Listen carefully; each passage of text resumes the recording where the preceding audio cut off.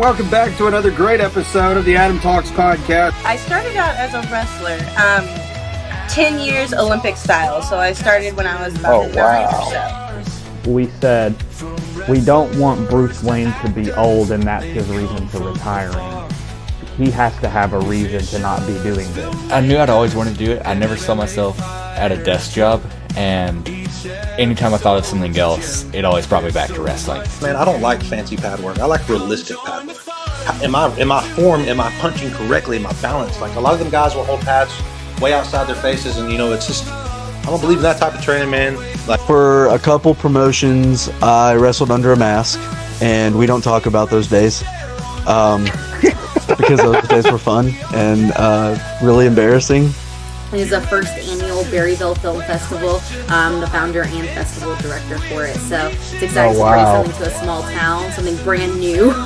I think anything you do in wrestling has to have meaning to it. No matter, like, facial expressions, the high-flying moves, all that stuff like that.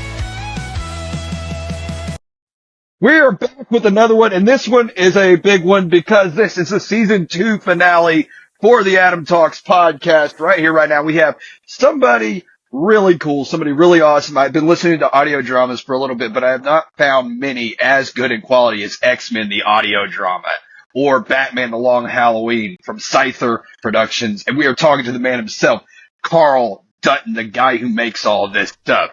How is it going, man? Yeah, good. Just enjoying life, but the weather's starting to get a bit colder over here now. So having to have the heating on. But it's really awesome to have you on, man. I've been listening to, like I said just a second ago, the X-Men audio drama. Dude, it's impeccable. Before we get into any of that, when did you know that you wanted to start doing, like, screenplays, audio dramas, or adaptations of any kind? Well, it was a case of, I'm doing that way so you can see that I do in fact have X-Men stuff there. It's not just all parents. No, so it was a case of I went to university for screenwriting and film and stuff. So I learned how to cast and edit and do all that stuff there.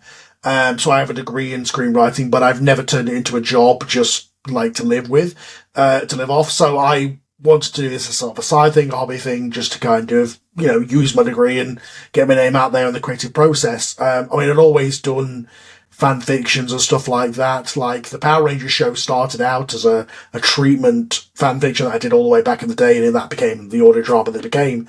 And it was just a case of, I've got these skills. I did podcasts for many years, so I knew the audio side of things, so I had the software to do that and the ability to do that. So I was able to translate those skills, combine that with my screenwriting skills, my software, my knowing where to find people for casting calls and things like that, combine those things together and just said, well, why has nobody ever made an X-Men show that, the season 1 is the first class, season 2 is the second team, and it follows the comic book continuity but adapts it and makes it a bit more modernised. I'm like, well, if Marvel are going to, because when I started this in 2014, Marvel were very much retconning everything to the Inhumans, and they were very much backing off from X-Men. Like, we had the Fox movies, but that was it, for the most part. So it was really kind of a weird time for the X-Men. It was when, like, Cyclops had gone nuts, and he was killing Xavier and that kind of stuff. So it just wasn't a great time for X-Men. I was like, if Marvel aren't going to do anything with it, I'll just do it. And, so long as I don't get a cease and desist, which I haven't so far, so I just continued on. I took a 3-year break when I got burnt out on it for a little while, but came back to it, and it comes out every so often. There's no set schedule. It's just whenever I have the time and the cast have time to do it, we'll get an episode out and do another iconic story. Man, I'm telling you, I watched it, or I listened to it, not watched it. I listened to it while I was at work, and every day while I was working, I work as a janitor in my day job. So I work at a school, and I've just got one headphone in, and I'm listening, and I'm like, how did he get this so good? Like, so accurate and so close to what the comic books were, It blew my mind that I was listening to something with well acted, well written, and everything like that. As far as the adaptation process, man, how does that go for you? How do you do that? It changed through the season. Season 1 was much more adaptation and changing it because the Silver Age stuff is very, very silly and very dated. And I wanted to tell those stories, and the book that inspired me to do it was the X-Men Season 1 book, which is why it was originally called X-Men Season 1, and then it became X-Men Season 2, and it just became X-Men the audio drama. But the original name when I first came up with it was X-Men Season 1, which was based off the book that was done in sort of late 2000s, early 2010s. They did a X-Men Season 1, which was the first class, but updated to modern day, and a lot of the sillier elements were taken out of it, and a lot of the things that made sense were put back into it. So for Season 1, I came at it in a similar way to how I adapt Power Rangers now, where it's like, I'm taking something that is inherently silly, but the core idea of it, the core story of it, is a good story. So I'm going to take those stories and retell them more modern, but then I've got the benefit of hindsight to go, well, Moira McTaggart, it makes sense for her to be there even though she wasn't invented yet, so it makes sense to tie her in. Xavier and Magneto knowing each other as friends wasn't mentioned until later on, with that being a retcon, but it makes sense to build it from the foundation and tell those stories, but also have that element of it. And and it just kind of went from, okay, I'm going to follow them, go through the stories and follow every major story in this 616 continuity as they happened. And then as I got into the Claremont era, there was a little bit more transcribing. Like, I did adapt some stuff and change some things and lines where it was a bit clunky, or I felt like it would work better as an adaptation, but things like God Loves Man Kills, other than a couple of changes, or especially towards the end of Season 2 with Dark Phoenix, or a lot of Season 3, a lot of that is just literally me looking at the comic and transcribing it and then changing a word every now and again when I felt like the scene didn't work or the line didn't work anymore, and occasionally adding a bit more foreshadowing in and stuff like that. But yeah, I did less changes as it went on, although obviously there are stories where I had to simplify it to do my own version. And I think Season 4 and the later half of Season 3 is where I kind of found my voice again, because I kind of got bored of doing the transcribing thing. And late in the last few episodes, I'd say it's probably since the family episode of Season 3, I've started to get back to, okay, I'm going to tell these iconic stories, but I'm going to tell them in my own words again. Because there was a while where I was like, I don't dare touch Claremont, and then I started to realise, oh no, some of this stuff is great stories, but the writing doesn't necessarily always translate. So I started, like, even though I'll use lines verbatim here and there, I'll much more kind of retell the story in my own words, in some ways.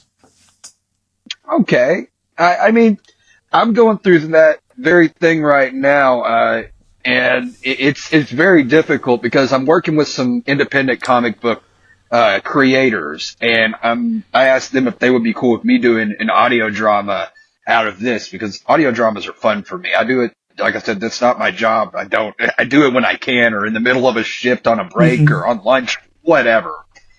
And I'm having to take their comics and try to figure out how to make it make sense in an audio drama format.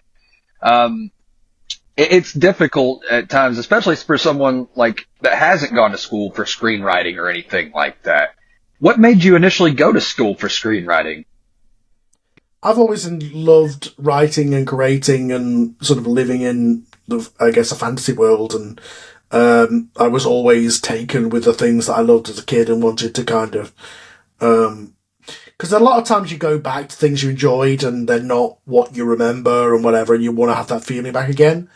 And my goal with these shows is always, if I listen to it and I go, hell yeah, this is the show that I'd want to listen to, if I'm getting hyped, if I'm getting pumped listening to it because I am a fan, if I'm enjoying it, I know all the fans will as well.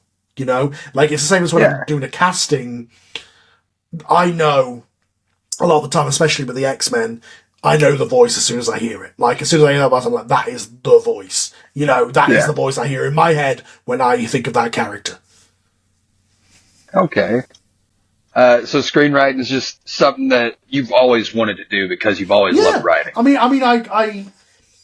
I did writing a lot when I was a kid and a teenager, but I kind of, the prose thing kind of bores me sometimes, where you have to do long paragraphs of description just because you feel like you have to.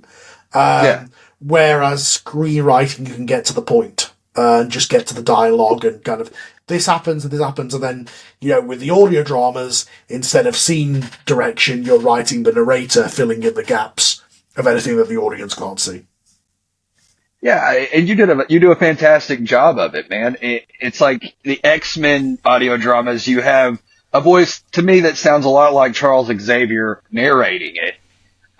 Like what I would think of as Charles Xavier, the narrator sounds like Charles Xavier. So I'm thinking, is Charles narrating this? Then you hear Charles and you're like, no, that's not the same guy. That's not Charles. So it was actually Sam was he auditioned for Xavier, but I gave it to Jason and just said to him, you know, do you want to be the narrator? Because I was like, how do I do the action? Because there's two ways to go about it. There's the kind of graphic audio way of being like, the character is telling you what they're doing, or you display it with sound effects and stuff, which is more difficult to do, and I appreciate the audio dramas can do that. But the narrator, to me, is always like, okay, it's filling in the gaps, and it also really works for a comic book, because especially those older Bronze Age books, I can take the stuff that Claremont has written as like scene describing at the top and turn that into the narration. Yeah, definitely, man. Definitely. I think, like you said, I think you did a great job with the narration part for X-Men. And then you had Bruce Wayne monologuing for the Long Halloween one. And that's I guess the same thing you were just talking about. It's the duality of narrating, kind of, right? Yeah, I did that for Bruce Wayne. I've done that in the original show that I've just done E-Save, and it's another way of doing it where the character is telling you what they're doing in the scene. You're coming at it from that character's point of view, and instead of Batman throws a batarang, it's I throw a batarang at him, you know. And it actually to be kind of internalized, sort of them giving a play-by-play of what they're doing. And that worked for Long Halloween because Long Halloween has a lot of that. It has a lot of Bruce Wayne monologuing sort of monosyllabically, so. Yeah, man. As far as the casting process goes, man, you have a stellar lineup, man. Omri Rose does a great job of being Cyclops, being the leader, man. I was blown away by his interpretation of the character. You can feel that coming out. Is it different, or is it difficult to cast for a project? Yes. And well, when I originally did it, I just posted up on a casting call website and got the original people from that. But now it's got to a point where there's a whole network and a community of actors on the Facebook group or the Twitter, I was going to call it Twitter, but on the Discord, where I'll post, I'm casting, and I'll get 10 auditions for each character, and it's now the difficulty is not finding the voice, now the difficulty is finding, the best voice and letting 9 people down. And a lot of time I've got these core stable of actors that I consider friends, who sometimes I have to let them down because they're not the right voice for the part now. Whereas back in the day, it was much more, I've got to find the voice, and that's the trouble. Whereas now, I've got the stable to be able to almost cast in-house. Occasionally, if there's a character that's got a more, especially female characters mostly, because a lot of the people who are into this sort of thing are mostly male, but we have got a couple of female characters. But if I want a very different voice to anyone that the internal people can do, I'll put it up on Twitter and everybody will share it around and stuff, which is how I got a lot of the Asian actors for the Wolverine episode and stuff. But for the most part now, yeah, I can cast mostly in-house because I've got a stable of, a lot of them are professional working voice actors, and I can just post up, I'm casting for this thing, and they'll all audition for me, and I have to let a lot of people down, which is unfortunate, but that's just the nature of the gig. I have to go with the best voice for the job, Is there a lot of stress involved for you in this kind of a big ship that you're running, as far as the lineage of the X-Men or the Power Rangers or whatever it may be that you're working on? Yes, I've always said I'm just going to keep going until it's no longer fun. I am under no illusions that I am never, ever going to catch up with either of those properties. It's just impossible. I'm never going to finish. So I'm just going to keep going as long as it's fun. And Power Rangers at least has an end point now because it's just been cancelled. But the X-Men are just continually ongoing and always will be continually ongoing. So I under no illusions that, I mean, I will get to a point at some point in the stories where it won't be fun anymore and I won't want to adapt them anymore as we get probably more towards the modern stuff. But for now, it's continually fun. I mean, I have to, at this point of the X books, it's become much more complex because when at the first couple of decades, it's just one book. It's just the Uncanny X-Men book. Now we're getting to the era where the X-Men got big and it splits off into 3-4 books. And I have to say, okay, I don't have time to do a New Mutants show as well, but we can check in and do New Mutants bonus episodes. Or the next episode that's coming out for X-Men is going to be an X Factor episode where we're going to have the first class back. But I'm going to be adapting stuff from the first issues of X Factor when Jean is revived up through Archangel and Apocalypse and all that because I'm doing it after Mutant Massacre. So I'm adapting basically the first 60 issues of X Factor in one episode, but that's because there's big story beats that I've got to cover with X Factor because we're only checking in with these characters for one episode, and then I've got to get back to the main Uncanny team, which at this moment is in the era that I'm about to go into is a massive change where a lot of the characters change out again for a while. It was kind of like one thing I know that you do really well, really good job in that I think is just outstanding is putting emotion into the audio dramas. As far as your writing, I mean, that's something I feel like a lot of writers have trouble with, but it seems like it's like the way it's worked into the bigger episodes, like where Jean dies, where the Phoenix, takes over and she has to go to outer space and everything like that, the Shi'ar and all this. And then, Scott trying to come back to the X-Men and he has to go against Storm when she doesn't have powers. And it's like it's a big emotional battle because Scott's dealing with, oh my God, what's her name? His wife. That's the one, Madeline Pryor. Oh my God, dude. Just how do you do that? How are you able to instill emotion into this audio drama that you make, man? Well, I mean, a lot of it is on the page or in the original stories. Like the monologue that Madeline gives is from the book and stuff. So a lot of it comes from the original story. It's just about finding the realism in the scene and just kind of play it. Like my main change overall was Jean Grey's story and giving her way more agency and having those scenes between her and Cyclops where, right before the Phoenix where she says, what does that mean for us if you're just always going to be on the X-Men and that kind of stuff of like, it's a case of I'm going, okay, I'm going to adapt the scenes that work for the story, but also where it makes sense to add a scene here that maybe was lacking in the original book, but makes sense for these characters.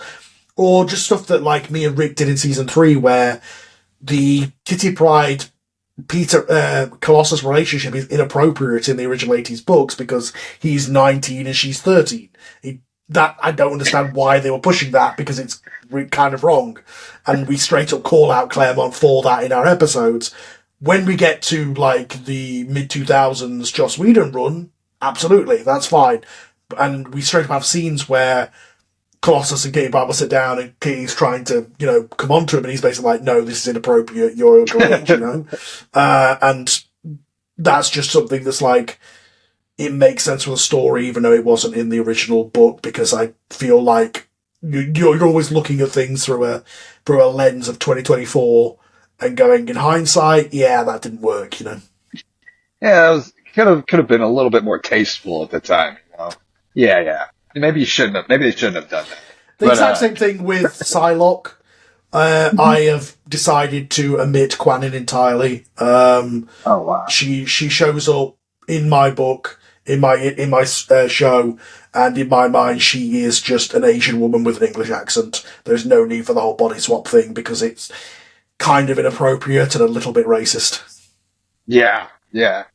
I don't remember exactly where I've gotten to yet in it because this is probably the third time I've listened to the audio drama. I don't know if I'm still in season 1 or if I'm in like season 2 right now or what, but I haven't gotten to the shorts, like the I don't know how to explain it. The little the shorter stories that are in the thing. I don't know what the words are for it. Like the New Mutants one, the Wolverine solo episode, the God Loves, Man Kills episodes that are kind of that's season self-contained and 3. stuff. I haven't gotten to any of that yet. Well, again. But I Mm-hmm. think it's really cool how you did that, how you kind of just put them in there, and the story was still continuing with whatever was happening, and it was continually moving forward. Is it difficult to put that kind of stuff in there? Like you said, the comics branch off after a little while. People are doing their own things, or they're making new different things. Is it difficult for you to kind of find where they belong in the story? I just look at the books and say, what's the big next story that happens? Okay, we've got to do that story, and that's what the X-Men animated shows always did really well as well. Like, they always did a good job of telling the stories, but also having an overlapping continuity. X-Men Evolution was very good at that, and the original animated series was very good at that. And X-Men 97, and it's always had that. That's the best way for X-Men for me. X-Men movies are great, but to me, X-Men is better in long form because you can tell all these characters' stories and be like, okay, in this episode, we're just going to focus on Logan. And then the next episode after that was the episode that Logan was completely not in it. Logan was not in the Morlocks episode entirely, just as he wasn't in the original book because he was off in Japan. And then he shows up at the end and goes, hey, what's been happening? And wait a second, who's this? So that's from the original book, and it's just I'm kind of adding extra scenes to bridge the gaps and make the timeline all make sense. But a lot of that's already in the book because they did a great job of the editors and stuff did a great job of making that all make sense back in the day. So Okay, you just talked about having to add little stuff. I mean, is it easier because you know the characters and you know the stories, or is it kind of something that you're just like, I'm creative enough to throw this in there, there are certain characters I could write in my sleep that at this point, Beast is one. Definitely any scene with Colossus, Nightcrawler, and Wolverine, I just instantly, those voices are just in my head and I know what to say for those characters. And like I say, I got more confident. I think when I came back, I was so hesitant to change anything because I was adapting the iconic stories at that point. When I started with Dark Phoenix, and then went all the way through to Godless Man Kills and Days of Future Past, Rick came aboard. And then I just kind of, again, realised that it's okay to tell these stories and honour the original books, but also tell them in my own words again. Because in the case of the Nightcrawler Mystique stuff, a lot of that wasn't revealed until the mid-90s because it was so spread out. Whereas I just kind of curtailed it, made it one neat little episode where they had a conversation, and that was never in the books. But it's taking the story points from the books and retelling it in my own way that also kind of makes sense in the story, the overarching story of the original 616 books. Definitely, man. Definitely. I mean, if you know something and you love something, it's much easier to tell the story. It's much easier to know what's going to happen, what they could be doing potentially in between these times when you're reading. That's what I'm saying. I almost have a nice crutch of being like, these characters are so iconic. It's so. For me, it's easy to write them, but I've seen other people try to write them for official projects that haven't got those voices right. So apparently, it's not so easy. I mean, you talk about Wolverine, the voice. To me, all right, this whole series sounds like audio, like I can see it, but it sounds like a sequel to the X-Men the Animated Series. Like, that's what it feels like. It feels like I'm listening to the animated series in my head. But a lot more serious, like you said, a lot more different tone than the animated series was. You got a lot more different moments. There's cussing in this one, which doesn't happen in the animated series, So, but I never go full Avengers. Mitch's show, they have had some F-bombs. I never go that far. But I go as far as as much as the books would go. I imply sexual situations but don't actually show them. I will use I will use light swearing words, So I will bring it up to a PG-13 sort of level. Same as the Marvel movie universe, Yeah, I thought it was cool getting to the Logan episode where he goes to the Wolverine episode where he goes to Japan. I thought that was really cool because, we've all seen the James Mangold Wolverine movie, and I was like, this is going to be something similar to that. And it was, but it wasn't. but it was all, like I said, not, it sounded like the animated series Wolverine. He's like, I'm really good at what I do. And what I do isn't that good. Or whatever it is he says, Yeah. you know. Yeah. Well, and like, I was very disheartened when Rex decided to step away in season 4 from Wolverine. I didn't think I'd be able to find a voice to replace him. But in the last couple of episodes, a new voice has come in, a new Wolverine, Corey, has taken over, and I think he's as good, if not as better than Rex was. So, is it difficult? Like, do you get a lot of feedback, and how do you deal with feedback as far as from your actors? I always take their stuff on board, and I will always say to them, look, the script is not a Bible. If you want to change the line to make it sound more natural or add a word here and there, absolutely go for it. And a lot of the really pro voice actors will add, like, extra little grunts and stuff in. If I say, Colossus lifts this boulder, Joey will have a thing where he goes, that just adds to the scene because I can have that in the background and that kind of stuff. Yeah, and I always take the feedback on board. Absolutely. Like, I remember particularly there was an episode of Dark Phoenix where I wrote it as it was in the original book, and Natalie came back to me and said Jean should speak up, and I had a line of her speaking up during the whole thing where they were going through the trial by death thing, because it doesn't make sense that she just stands there and doesn't have an agency while they're deciding her fate. You know what I mean? It's like, yeah, absolutely. Yeah. Okay, so like in the making the lines more real for any project that you're doing, how is it like? All right, so in the comic they say something weird that sounds weird or reads weird. Whenever you're trying to translate that, is it just like thinking of, well, that would sound better if it was like this, or is there a different process? Is there something different that you do? Again, it's just a case of I read it and go, oh, that's a bit clunky, I'm changing that. Like, or just the hindsight of knowing what the character, like the early days, the 60s and the 70s, the characters hadn't quite become what they would ultimately become. So I was able to have the hindsight to make them into those characters. Like Wolverine's first appearance, he calls a guy pal, and I changed it to bub, because it's like, that is how Wolverine talks going forward. Yeah. But that character hadn't quite been decided yet. So with those kind of things, I could always add in knowing what is, knowing the character as much as we do these days. Man.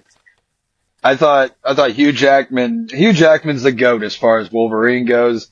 Deadpool and Wolverine was a killer movie. I don't know if you've seen it or not, but man, that movie is hilarious. I absolutely love that. It was a great fun time. I kind of feel about it the same way as I did as Spider-Man Homecoming. I absolutely loved it. But I'm kind of ready to just go back to telling good stories, and I am all for Hugh Jackman. But I want to see the MCU Wolverine. I want to see the MCU's version of the mutant. I want no more of this multiverse stuff. I want to see their version that are integrated into the same universe. They're not in some alternate universe. They're not in some alternate timeline. That is the Wolverine, the Logan that exists in the same continuity as Iron Man. Is what I want to see. Do you think that we're far away from that as far as Marvel and stuff goes? I mean, I think Secret Wars is where they're going to do that, but I said the same thing about Multiverse of Madness, so who knows? That was a movie. That's for sure. That was a movie. Kept waiting for Wanda to say mutants and make everything make sense, but no. Nope, doesn't happen that way. I thought that the Spider-Man Not Far From Home, No Way Home was a really good movie. All through Spider-Man. It was fantastic. Awesome. They did a great job at that. But I want to see Tom Holland's Green Goblin. I don't want his Green Goblin to be Tobey Maguire's Green Goblin. Yeah. We don't need to see Jamie Foxx with Tom Holland, It doesn't work that way. It's for Electro. It's fun for a one-off, but that doesn't mean I don't want to see those characters, a new version of them realized in the MCU. Definitely, man. Have you had projects that just didn't work out that you stopped doing, or that you had you were like, all right, part of the way through it, Well, I did start an original one that was the start of the original hiatus that never went into full production. Like I got the lines in, but it never actually got out. there's two shows that I'm doing concurrently with X-Men and Power Rangers, but they just took a back seat, like their Trial of Bruce Wayne. That we did 2 episodes, and we haven't done an episode in more than a year. Like, it's been almost 2 years since the last episode. We are getting back to it. I always said we would get back to it. East Haven, and this episode's coming out like every 3 months, 4 months, 6 months. Again, it's just a case of X-Men and Power Rangers are so all-consuming, and those are the main shows that everybody's waiting for. So those are the ones I focus on. The other shows I will work on when I have time or have the motivation to do so. I will finish them. It's just a matter of time. But yeah, absolutely. I think the fan feedback and also the fanboy in me motivates me with X-Men and Power Rangers more, because I'm like, this is he said the thing, you know? Definitely, man. Definitely. I was going to ask specifically if you wouldn't have brought it up, the Trial of Bruce Wayne. I listened to those literally, I think yesterday or the day before, and I was like, all right, yeah, I got 2 episodes in. What's next? Nothing. Okay. Well, that's, oh man. Well, you'll be glad to know that we have just produced a script for day 3, which PJ, who plays the defense attorney, Colson has written. So we are going to go back in production with that episode, as soon as we can. I'm excited about that, man.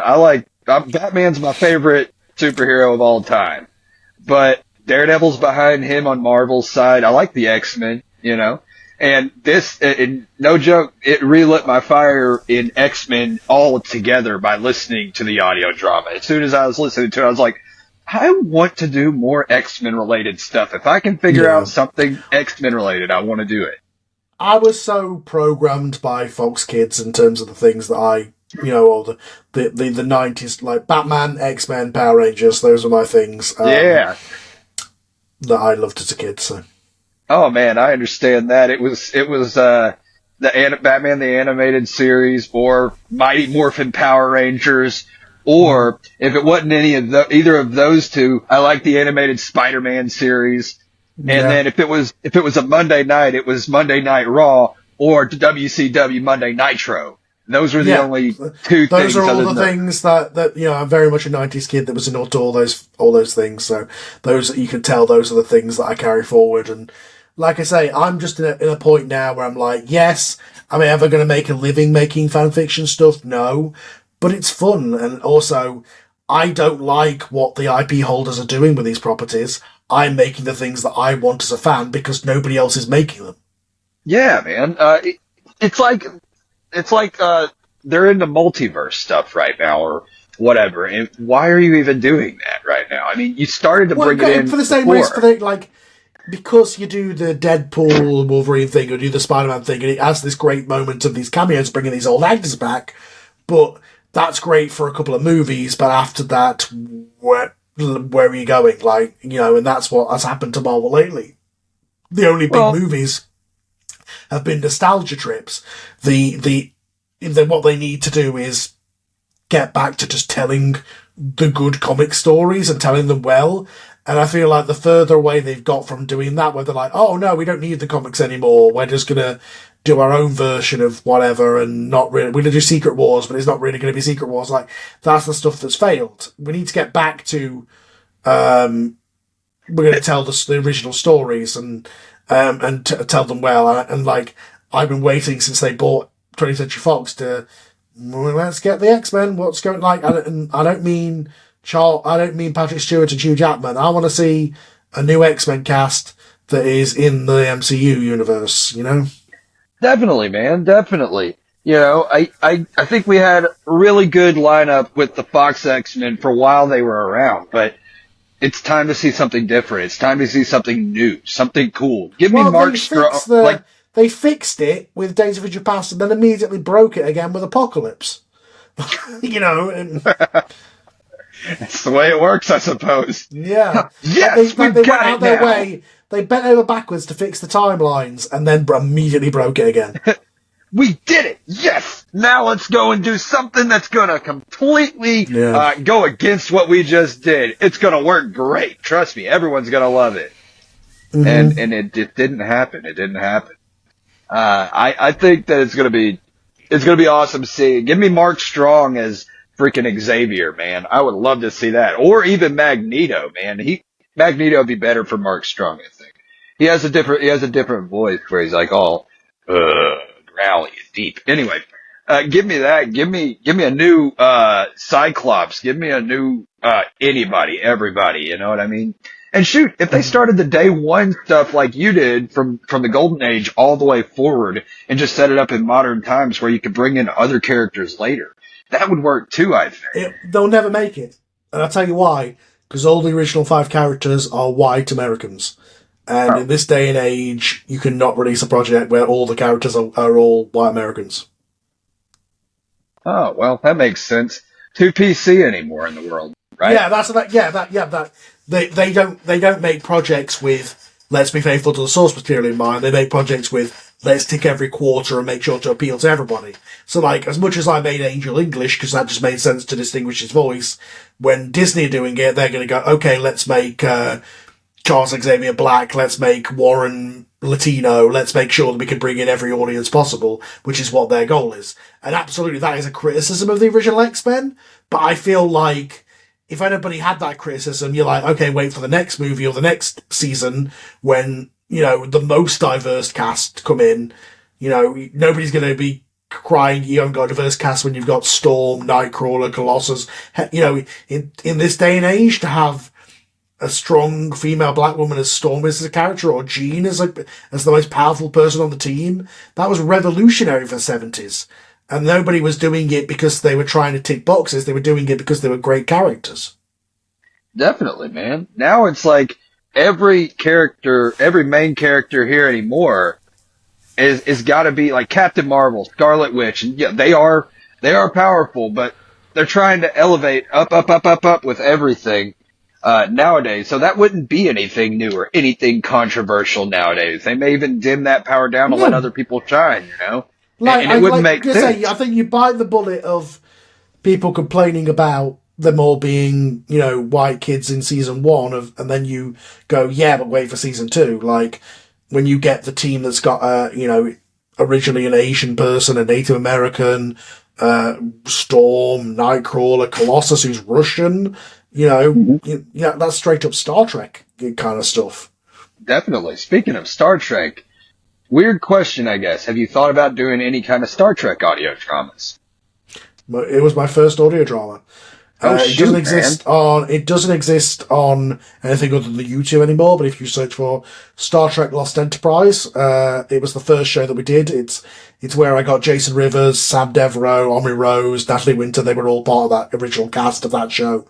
It's not as good quality as X-Men, like audio quality wise, because it was the first show, and I hadn't learned a lot of the tricks of the trade that I did now. But the story is basically people from the late 24th, early 25th century trying to find what happened to the Enterprise B is the story of that. Oh, wow. I'm going to have to listen to that. I thoroughly enjoy everything I've heard from your production. It's very fanficky. Like, I got my way to do, like, it brings in so many elements of D Space Nine and everything, but, I was having fun with it. It was my first show. Well, that's the most important part of it, right? Having fun. I mean, if you ain't having fun, why are you even doing it? You know what I mean? Yeah, I know, but it does it does go down that fan fiction-y tropes, which I wouldn't do anymore, but yeah.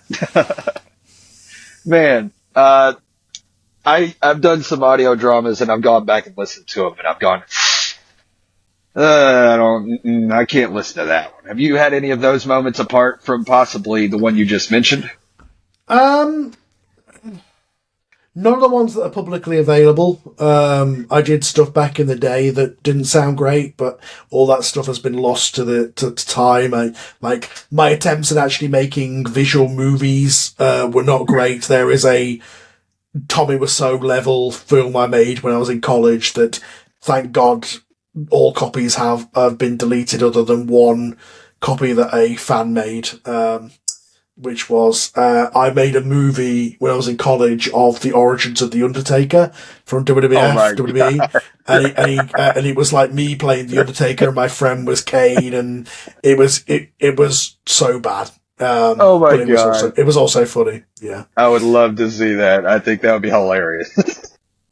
Man, I've tried to do different things and see what works and what doesn't. I think something that I've noticed that you do really well is for me, it was always it has to have some sort of background noise in the back. We have to have some sort of music or something. But I noticed listening to yours, it was just all natural, normal sound effects in the back. You know, the foliage was great in it. Has it always been easy to figure that out? That's one thing of, you know, the new Spider-Man show and so bringing some of the new people on board who are realizing it's not as easy to do what we do as they think it will be.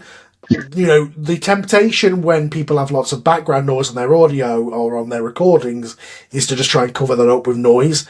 No, you need to get top quality audio software, do noise cancellation, get it so it's crisp and it's literally just the voice on the track and there's no computer fans or anything in the background. And, you know, the scenes do not have to be wall-to-wall music. These quiet scenes can just be conversational. And, you know, if you're in a room with somebody, you don't necessarily hear all the, you don't sound like you're on an airplane when you're standing in a room, you know, so it can just be silent and then the music can come in when it needs to. And occasionally I'll be like, okay, they're standing in a dining room, so I'll add like a grandfather clock into the background or something, or just little things that, you know, every time somebody throws a punch, I put a sound effect in there, or, you know, somebody walks into a room, I'll add a door sound. It makes you feel immersive. It makes you feel like you're in the room with the characters and you're watching this conversation almost. Yeah, movies in your mind, man. That's what audio dramas are supposed to be, in my opinion. You know, movies in your mind, something you can imagine. It means like if I made video fan fiction, it would come out twice a year, once a year. It would look like shit. I would be limited by budgets and ability and special effects and having to get the actors to the location and all the logistics of that. With this, I could go as big as I want to. I can have Magneto turn Genosha into his own private palace, you know, like in Wolverine and the X-Men, and like, and do all that stuff. But I don't have to worry about how to actually pull that off logistically. I just have to say, this is what happens. And so long as the music and the sound effects and the acting, particularly the acting, sells it, then, you know, you will, as the audience, will see that palace in your mind, and I don't have to actually make it. Yeah, man. That's one of the reasons why I stopped trying to do films. I had original film projects that I was trying to do before I decided to do audio dramas full time. And, for my fun stuff, for the stuff I do for fun, because, like I said, I'm a janitor. I'm not anything special. I go work and I clean messes up pretty much all day. Well, my day job is retail, so. There we go. Hey, there it is. That's the way it works.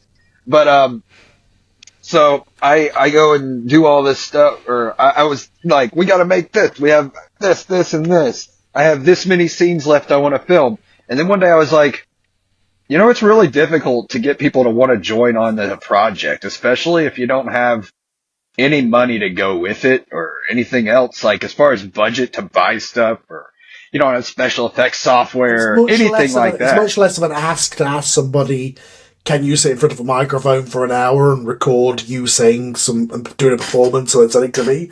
Like, it's much less of an ask for that than it is to say, can you spend the entire 2 days coming to this place for me and filming and, you know, filming 2 scenes per day and or basically uprooting your life for a couple of days. It's a much less of an ask when you haven't got any money behind the project, especially. You ain't wrong, man. You ain't wrong. I noticed that like way too late in the game. I have like several very short 15-minute homemade films that I had written myself and everything like this, made the music for, got people that I knew to act in, and I watched those and I'm like, why did I? You know, it just doesn't look good. It doesn't sound good. You can't feel it. So it's like, and then I start listening to these audio dramas I made, and I'm like, I could do that better. So that's where I went with it. I've had a lot of frustration though, and I've had a lot of anxiety and kind of depression states whenever I've been doing some stuff, just because it's not like a deadline or anything like that. But in my head, I just get overwhelmed with stuff sometimes. Has that ever happened to you, man? Oh yeah, yeah. Like, when you are herding actors, it gets to a point that it's like, it's been 2 months, why haven't you sent me the lines? Come on now. But at the same time, they're doing it for free and you can't be a dick about it because they're taking time out of their work life to do something for you for no money. So I am absolutely understanding to a level on that. But sure, like, you know, at the minute Zeo episode 1 went out a month ago and I still haven't finished the script for episode 2, which means that, you know, we'll be lucky if we get another episode of Power Rangers out before the end of the year. But and sure, I'd get down about it, but I have to just say to myself, look, like, you got a full-time job, you have other commitments, this is something you can work on when you have the time, and especially because I'm working on 2 other shows at the same time, I just have to realise that, you know, especially since I've set up the Patreon and stuff, I'm like, I want to make sure that people are getting their money's worth. But I have to say to myself, like, you know, I'm doing 2 podcasts a week of extra content as thanks to those guys, and I'm always working on something, so I'm always visible and I'm working on something, so I'm never gonna. So people may be, you know, when's the next episode? When's the next episode? When's the next episode? It's like, it's done when it's done, and it's a case of, sure, if an actor is leaving me on hold for 4 months, and eventually I may get annoyed with it, but I'm constantly on them about it. But it's a case of I have to not get myself sometimes about, you know, I've had 2 days and I've not done anything. Why haven't I done anything? Sometimes you have to say to yourself, you deserve to also have a life and also enjoy life and not be constantly like, right, next episode's out, right, what am I working on next? Let's go, you know? Just, especially at this point where I've got the fan base, I feel like people are willing to wait, they would rather me wait for the cast that are good rather than get something out with the B tier people who can do it faster. Do you know what I mean? Yeah, man, I got you. You want the top level talent you could have in there. That way, the people get their money's worth. Does it ever like feel like you're not doing enough? Yeah. I have not, like, I've been working on the script slowly, but like other than writing that script, I've not actually progressed anything creative-wise, editing or writing, other than doing that in a month. And I feel like, oh man, you're lazy. Why haven't you worked on this more? You know, and I get down about it and I beat myself up about it. But at the end of the day, this is a passion project, and I do it when I've got the passion to do it. And if I'm not going to have the passion to do it, it's not going to be fun, and it's not going to be the show it's not going to be the project that I love, because I'm not going to put the love into it that it needs. And the fans are going to know. I don't want to just phone it in. I don't want it to just become a job. So, yeah, sure, I beat myself up out sometimes, but I have to say to myself, yeah, I haven't done that in a month, but I have been constantly messaging the cast about the next X-Men episode. I've been doing this, I've been doing that, I've been doing the podcasts, I've been getting lines together for this other episode. So there's always something going on, and I just, yeah, my productivity isn't always what I'd like it to be, but I feel like if it was always, if every waking moment other than when I'm at work I was working on these shows, I would get burnt out on them again, and then I'd quit, and then nobody would have any shows, and then everybody would be disappointed, and I would hate myself, and it would be the same situation as when I walked away from X-Men after season 2. So, okay, you know, I think a credit to the guy.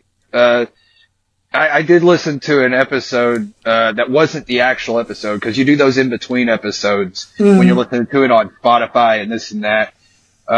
I listened to it on iHeartRadio. Not that that's important, but you know, I listened to it on there, and those little in between episodes will come up.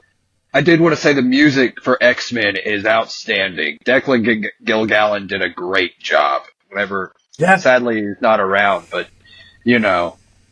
He did an amazing job. He was 14 years old when he was composing season 1. I didn't know that at the time, but he was. Wow.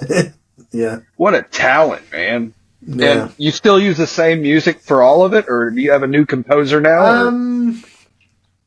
I use a combo. I use a lot of his older tracks, especially from season 3, because it was the newer stuff.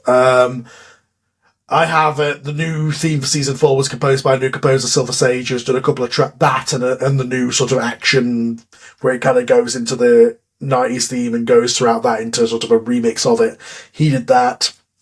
And then a lot of the incidental music now, I use royalty-free stuff from David Fasalian of Falasian Studios. You can just go and get that for free as long as you credit him. Oh, wow. And sometimes I'll reach out to YouTubers and say, hey, putting together this audio drama, would you mind if I used your cover of such and such? And, I'll link back to them and credit them and that kind of stuff. So it's a process, like it's much more patchwork than it used to be when Declan would score the thing. But also, obviously, I'm not on a rush to get a composer that way because I feel as though the pace that I want to get these episodes out, asking somebody for no money to score and compose, 40 minutes of score every 2 months and expecting them to do it in 2 weeks is unreasonable. And I feel like Declan spoiled me by me being able to do that because, he was a kid. So I wouldn't ever ask that of anybody these days. So nowadays I'm just like, okay, I've got Silver Sage's music, I've got Declan's music, I've got there's royalty-free music. We'll put it together and make the best of what works for the scene. Yeah, I feel like music plays a big part in it, though.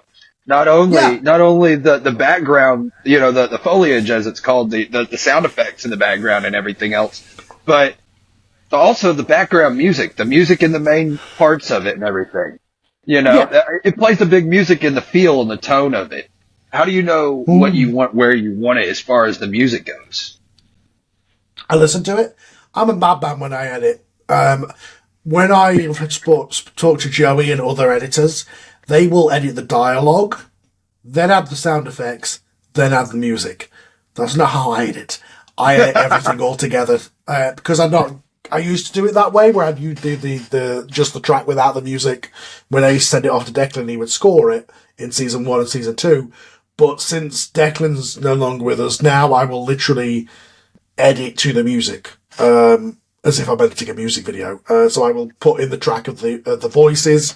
I'll put and then play through, cut, put the voices together, add the sound effects where I need, and I will put a layer on the bottom of the music.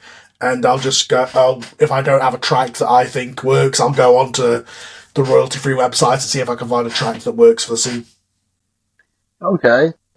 Man, I appreciate you coming on here, dude. It means a lot to me. Like I said, I really have been influenced by the work that you've done on all of the people that have worked on it with you, man. I've been influenced heavily in my more recent stuff that I've done because I'll say this, like, I am just a guy working on my home computer who has just so happened to put out quality stuff that people want to work with me. So if you want to do it, just do it and make good stuff, and people will come and people will listen. And it doesn't get built overnight. The first season of X-Men, we were only getting like 500 downloads an episode. It takes time to find an audience, and it takes time to put the work, and you've got to put in a lot of work for not a lot of feedback for a while until you start to reap the rewards. I'm 10 years in to get to this point. Yeah, man. Yeah. It's the same thing that a wrestling podcaster says. It took him 10 years or something to get to where he's at, and look at him now, or 15 years, something like that. Look where Chris Van Vliet is now. I mean, he's the biggest wrestling podcaster in the world, pretty much. Mm-hmm. So, it takes time, man, and I agree completely, man. As far as how you go about doing everything, if there's somebody, obviously me, but if there's any other people listening here, is there any other advice you would give to them as far as audio drama making? Don't accept, like, as much as my early days, my thing was like, oh my god, people are reading the lines that I wrote, that's amazing. That will wear off. Make sure that people who record are not recording on their phones, because the main thing is immersion. And if somebody suddenly sounds like they're talking on a phone, it will immediately snaps the audience out of it. And if you want to make this, make sure you have a script before you cast. Make sure you know that you have the skills to edit it and actually make it into a reality. This is a lot of hard work, but it's worth it. So if you just want to do it, just do it, but just make sure you know you have the skills to do it, or know people who have the skills to do it. It helps for you to do most of the stuff yourself, because then the only people you have to wait on is the actors, and you don't have to wait on anybody else. The people who I've seen where it's slowed down the production process is where they bring in too many people on board, and this person's doing this, and this person's doing that, and this whole production line of people that they're having to wait on. And, you know, if you have the skills to write and edit, I recommend doing both, because you can make sure that you make the product that you want to make, and you'll know when you hear it that it sounds good. I can say, you know, as humbly as possible, we are the best X-Men show out there now, the definitive X-Men show. No other X-Men show has done what we have done. The other animated series and stuff are really cool, and they've done like variants of it.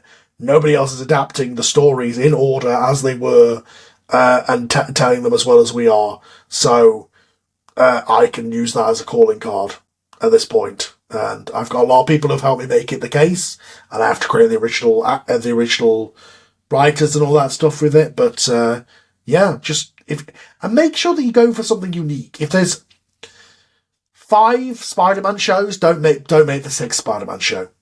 Like, I made the shows that didn't exist. Don't make a show that already exists and just make your version of it, because you'll just always be compared to the superior version that already exists.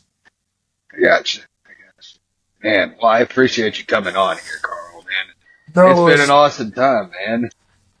It's been an awesome time. I'm sorry I talk on and on and on. No, dude. Dude, that's what it's all about. That's what the podcast is. You're supposed to be talking way more than I am, so I think we're doing our job right. Yeah. Yeah. So normally the way I end the show is with gratefulness, because I'm a very grateful guy. I'm very humbled by a lot of different things. You know, didn't think I'd be talking to you or any other people that I've talked to on the show, but I'm very grateful for all of it. So what I usually do is I'll say 3 things I'm grateful for, and I'll give my guests that same opportunity to say 3 things they're grateful for. For me, mine don't normally change. I'm very grateful for my support system.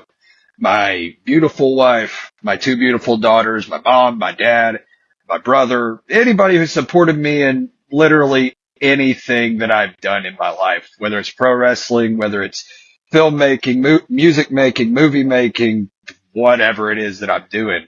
I couldn't do it without my support system. Number 2 is you guys, because Carl, dude, if I'm being honest, man, you didn't have to come on this show. I'm just some dude that likes talking to people.